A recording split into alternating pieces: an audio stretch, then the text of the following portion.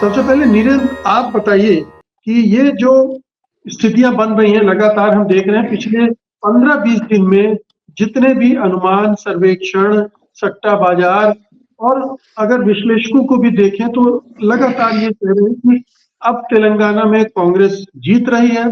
Congress BRS से लगातार आगे बढ़ती जा रही है और इसने बीजेपी के लिए बड़ी विचित्र स्थिति पैदा कर दी है। जो दूसरे नंबर की पार्टी होने का दावा करने लगी थी और बीआरएस को सीधे चुनौती दे रही थी, वो तीसरे और चौथे नंबर पर फिसल रही। तो क्या ये गुंजाइश जिस तरह की चीजें बन रही, समीकरण बन रहे हैं, उसमें बीजेपी क्या दूसरे तरह के नतीजे आए, यानी कांग्रेस को हरा दे, किसी भी तरह से कांग्रेस को बाहर किया जाए, इस तरह का कोई गेम प्लान बना सकती है, बना रही होगी? इसके लिए हमें तेलंगाना को बंगाल से कंपेयर करना पड़ेगा। मैं करीब करीब एक जैसी स्थिति देख रहा हूं, हालांकि वहां पार्टियां अलग हैं। वहां जो लेफ्ट और कांग्रेस थी, जो थर्ड फ्रंट था, और सेकंड में बीजेपी थी, फर्स्ट में टीएमसी है, तो टीएमसी एंटी टीएमसी वोट जो है वो सारा बीजेपी के इर्द गिर्द हो गया, तो उसमें लेफ्ट के भी वोट थे। मुझे लग रहा है कि अभी वहां पर एंटी बीआरएस लहर है, और वोटर जो है, दो तरह के वोटर हैं। एक वोटर वो है जो कांग्रेस का ही सपोर्टर है, पिछली बार 28% वोट मिले थे, वो 28% कांग्रेस सपोर्टर है। पिछली बार बीजेपी को 15% के आसपास शायद वोट मिले थे, मैं एग्जैक्ट नहीं हूं, वो बीजेपी का ही सपोर्टर। तो उनको छोड़कर जो फ्लोटिंग वोटर है, वो फ्लोटिंग वोटर जितना भी है वह जो एंटी बीआरएस है वह कांग्रेस के साथ जा रहा है।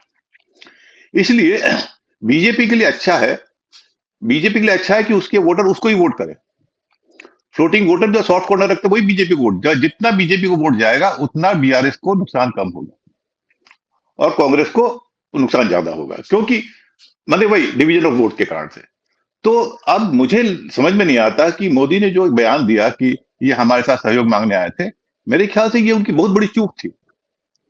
उन्होंने दोबारा कहा नहीं, कहा लेकिन एक आदमी ने पहले कहा था, क्योंकि उससे ये लगा कि जो बीआरएस को हटाना चाहते थे, खासकर मुस्लिम वोटर भी।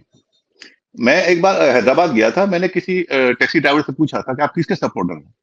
उसने कहा था पहले तो हम कांग्रेस, मतलब सपोर्टर तो कांग्रेस के हैं, लेकिन बीआरएस को, उस समय टीआरएस था, टीआरएस को वोट देते हैं।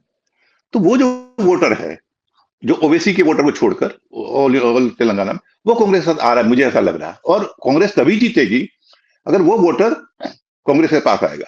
तो जब ये कहा गया कि बीजेपी और टीआरएस में तालमेल है, उनका कोई नेता गिरफ्तार नहीं हुआ है, तो उससे वो मुस्लिम वोटर मुझे लग रहा है कि कांग्रेस की तरफ खींचा जाए।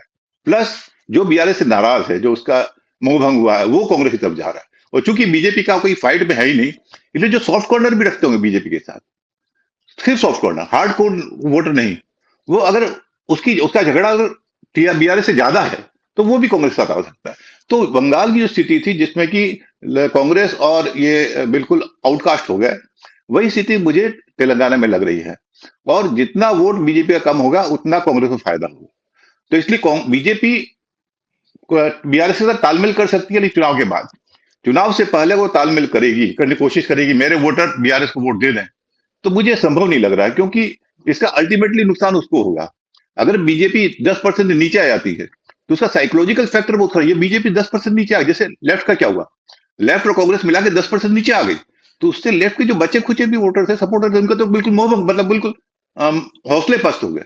तो निश्चित रूप से बीजेपी चाहेगी कि उसका वोटर, उसका जो स्टैंड बनी रहे, वो अपना अस्तित्व चाहती है, तो ऐसा तो नहीं करेगी अपने वोटर को बीआरएस के वोट दे दे, ऐसा नहीं करेगी, लेकिन वह बाद में तालमेल कर सकती है, अभी वो तालमेल नहीं करेगी। हालांकि मैं फिर से कहता हूं, मोदी ने ये बयान क्यों दिया, क्योंकि इसके बयान के आने के बाद ही मुझे लगता है कांग्रेस के प्रति जो सर्ज हुआ है, क्योंकि जो एंटी बीआरएस वोटर था वो कांग्रेस के प्रति झुका है। मेरी समझ ये है कि उसके बाद ही ये सर्ज हुआ। तो निश्चित रूप से बीजेपी पहले सपोर्टर करेगी ऐसा लगता नहीं है। हाँ, चुनाव के बाद नतीजे ये हुए, हंग असेंबली आई, तो निश्चित है कि बीजेपी बीआरएस से चली जाएगी, क्योंकि उसको एनडीए के रूप में एक और सपोर्टर मिल जाएगा लोकसभा के लिए।